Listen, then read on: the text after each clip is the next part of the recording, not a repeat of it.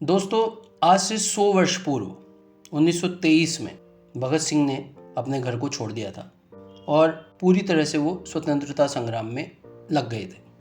1924 से लेकर 1928 तक उन्होंने ज़बरदस्त अध्ययन किया, खूब पढ़ा, पूरी दुनिया में जो क्रांति चल रही है उनके बारे में पढ़ा।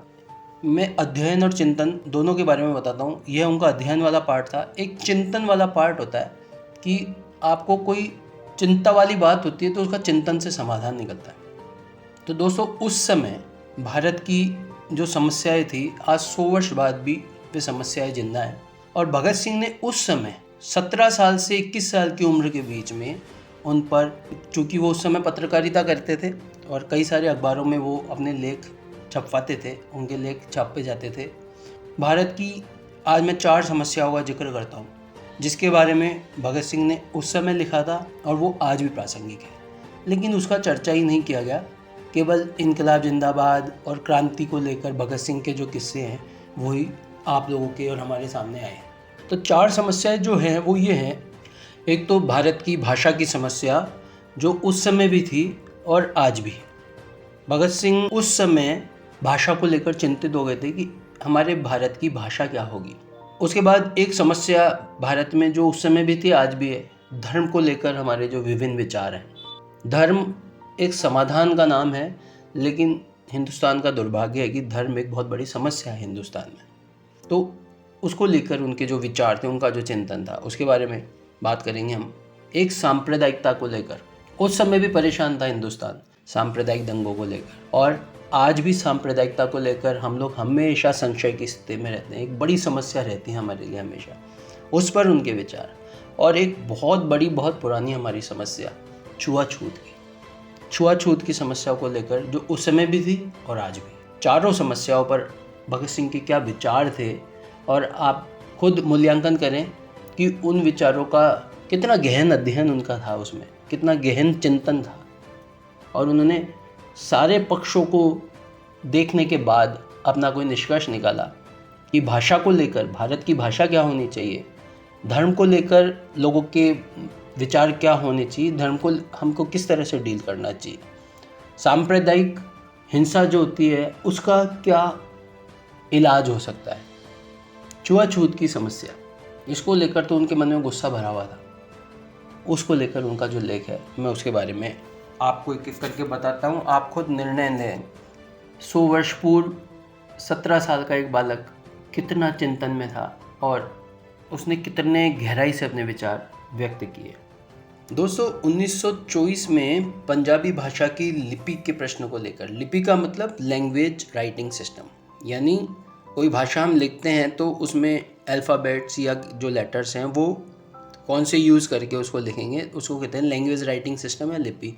तो पंजाबी भाषा की लिपि को लेकर उर्दू और हिंदी वालों में एक बहस चल रही थी। उस पर भगत सिंह ने एक लेख लिखा था। यह लेख उनकी शहादत के बाद 28 फरवरी 1933 को हिंदी संदेश में प्रकाशित हुआ था। दोस्तों, भगत सिंह को उस समय यह आइडिया था कि भारत के आज़ाद होने के बाद भाषा को लेकर एक समस्या खड़ी होने वाली है। हमारी कई सारी क्षेत्रीय भाषाएं हैं और इंग्लिश का पूरे भारत में बोलबाला है, लेकिन अगर पूरे भारत की भाषा इंग्लिश हो गई तो एक बड़ी समस्या खड़ी हो जाएगी। वो लिखते हैं, किसी समाज अथवा देश को पहचानने के लिए उस समाज अथवा देश के साहित्य से परिचित होने की परम आवश्यकता होती है, क्योंकि समाज के प्राणों की चेतना उस समाज के साहित्य में भी प्रतिच्छवित हुआ करती है। यह तो निश्चय ही है कि साहित्य के बिना कोई देश अथवा जाति उन्नति नहीं कर सकती, परंतु साहित्य के लिए सबसे पहले भाषा की आवश्यकता होती है। इतने दिनों से यह त्रुटि अनुभव करते रहने पर भी अभी तक भाषा का कोई निर्णय नहीं हो पाया है।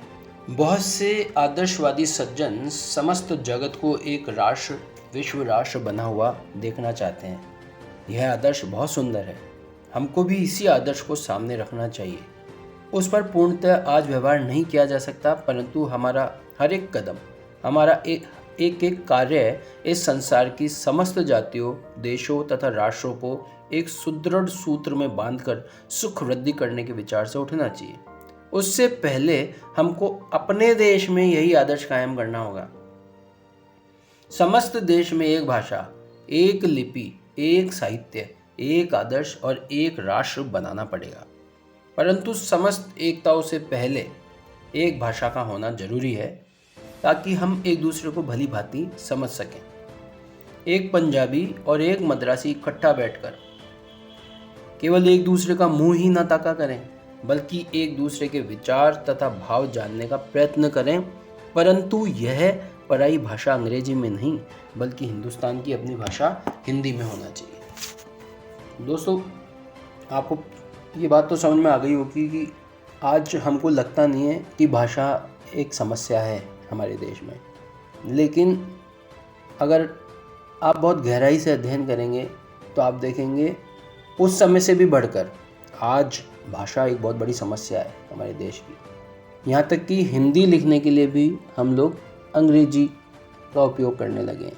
यानी जो लिपि की समस्या उस समय पंजाबी को लेकर आई थी, जिसमें अंग्रेजी का तो कोई जिक्र ही नहीं था, और उसमें भगत सिंह ने कहा कि हिंदी में होना चाहिए जो भी हम लिखें, और हमारे पूरे भारत की भाषा हिंदी होनी चाहिए। आज स्थिति यह है कि हिंदी लिखने के लिए भी हमारे बच्चे, हिंदी लिखने के लिए भी हमारे लोग, हमारे बच्चे अंग्रेजी लिपि का इस्तेमाल कर रहे हैं।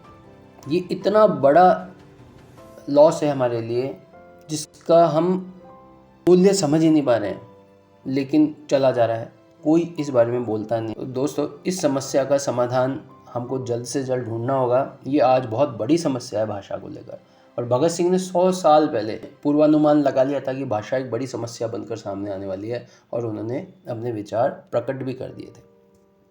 दोस्तों, मई 1928 के कीर्ति में एक लेख छपा था, धर्म और हमारा स्वतंत्रता संग्राम। इसमें भगत सिंह ने धर्म को लेकर अपने विचार व्यक्त किए थे। इस लेख में वो कहते हैं कि रूसी महात्मा टॉल्स्टॉय ने अपनी पुस्तक में धर्म पर बहस करते हुए उसके 3 हिस्से किए हैं: essentials of religion, philosophy of religion और rituals of religion. Essentials of religion यानी धर्म की जरूरी बातें, अर्थात सच बोलना, चोरी ना करना, गरीबों की सहायता करना, प्यार से रहना वगैरह वगैरह। फिलोसॉफी ऑफ रिलीजन यानी जन्म, मृत्यु, पुनर्जन्म, संसार रचना आदि का दर्शन। इसमें आदमी अपनी मर्जी के अनुसार सोचने और समझने का यत्न करता है। और तीसरी चीज़ रिचुअल्स ऑफ रिलीजन यानी रस्म और रिवाज वगैरह। मतलब यह है कि पहले हिस्से में सभी धर्म एक हैं, सभी कहते हैं कि सच बोलो, झूठ न बोलो, प्यार से रहो। इन बातों को कुछ सज्जनों ने इंडिविजुअल रिलीजन कहा है। इसमें तो झगड़े का प्रश्न ही नहीं उठता, वरन यह कि ऐसे नेक विचार तो हर आदमी में होने चाहिए। दूसरा फिलॉसफी का प्रश्न है।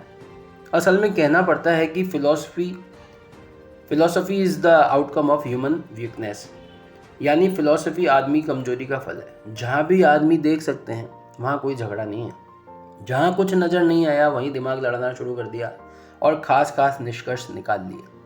वैसे तो फिलॉसफी बड़ी ज़रूरी चीज़ है, क्योंकि इसके बगैर उन्नति नहीं हो सकती, लेकिन इसके साथ साथ शांति होनी भी बड़ी ज़रूरी है। हमारे बुजुर्ग कह गए हैं कि मरने के बाद पुनर्जन्म भी होता है। ईसाई और मुसलमान इस बात को नहीं मानते। बहुत अच्छा, अपना अपना विचार है। आइए प्यार से बैठकर बहस करें, एक दूसरे के विचार जानें। लेकिन मसलाए तनस्सुख पर बहस होती है तो आर्य समाजियों व मुसलमानों में लाठियाँ चल जाती है। बात यह है कि दोनों पक्ष दिमाग को, बुद्धि को, सोचने समझने की शक्ति को ताला लगाकर घर रखाते हैं।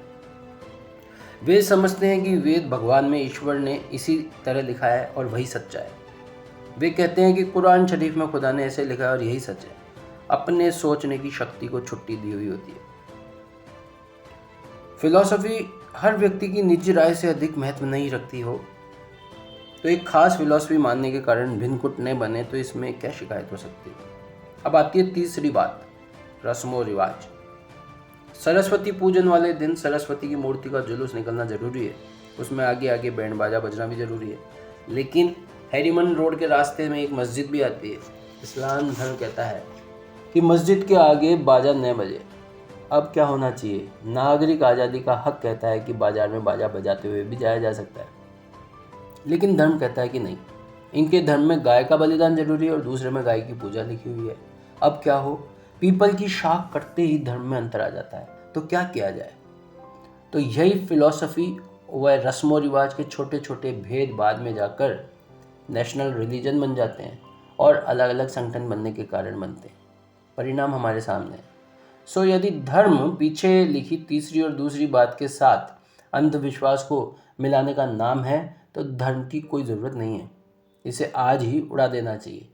यदि पहली और दूसरी बात में स्वतंत्र विचार मिलाकर धर्म बनता हो तो धर्म मुबारक है। दोस्तों, जलियांवाला बाग हत्याकांड के बाद ब्रिटिश सरकार ने सांप्रदायिक बंटवारे की राजनीति तेज कर दी थी। इसके असर से 1924 में कोहाट में भयानक हिंदू मुस्लिम दंगे हुए थे। इसके बाद राष्ट्रीय राजनीतिक चेतना में सांप्रदायिक दंगों पर लंबी बहस चलनी शुरू हो गई थी। इस समस्या के निश्चित हल के लिए क्रांतिकारी आंदोलन ने अपने विचार प्रस्तुत किए। भगत सिंह का यह लेख जून 1928 के कीर्ति में छपा था, यानी 21 वर्ष की उम्र थी उनकी। सांप्रदायिक दंगे और उनका इलाज। वे लिखते हैं, जहाँ तक देखा गया है इन दंगों के पीछे सांप्रदायिक नेताओं और अखबारों का हाथ है। वो कहते हैं, पत्रकारिता का व्यवसाय जो किसी समय बहुत ऊंचा समझा जाता था आज बहुत ही गंदा हो गया है। ये लोग एक दूसरे के विरुद्ध बड़े मोटे मोटे शीर्षक देकर लोगों की भावनाएं भड़काते हैं और परस्पर सिर फुटव्वल करवाते हैं। एक दो जगह ही नहीं, कितनी जगहों पर इसलिए दंगे हुए हैं कि स्थानीय अखबारों ने बड़े उत्तेजनापूर्ण लेख लिखे हैं। ऐसे लेखक जिनका दिल व दिमाग ऐसे दिनों में भी शांत रहा हो बहुत कम है। वो कहते हैं, समाधान क्या हो सकता है? तो सभी दंगों का इलाज यदि कोई हो सकता है तो वह भारत की आर्थिक दशा में सुधार से ही हो सकता है।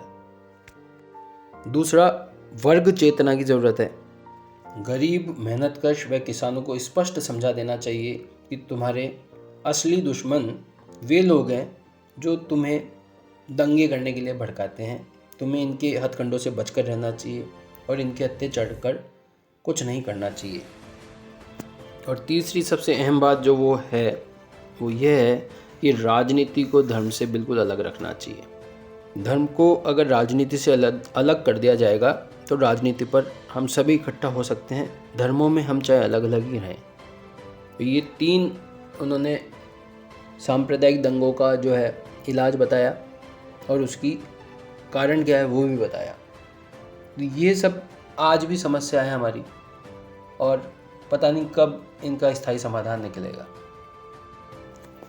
दोस्तों, एक भारत की बहुत ही शर्मिंदगी भरी जो समस्या वो है छुआछूत।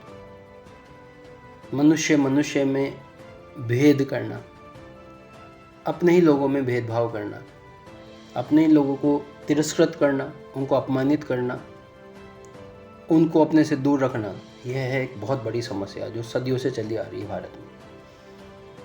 इसी समस्या को लेकर हिंदू और मुसलमान भी, जब अंग्रेज़ों ने सांप्रदायिकता का कार्ड खेला, धर्म का, जाति का कार्ड खेला, तो हिंदू और मुसलमानों में ये होड़ लग गई कि जो उस समय के आजकल जो अनुसूचित जातियाँ कहलाती है उस समय उनको अछूत कहा जाता था।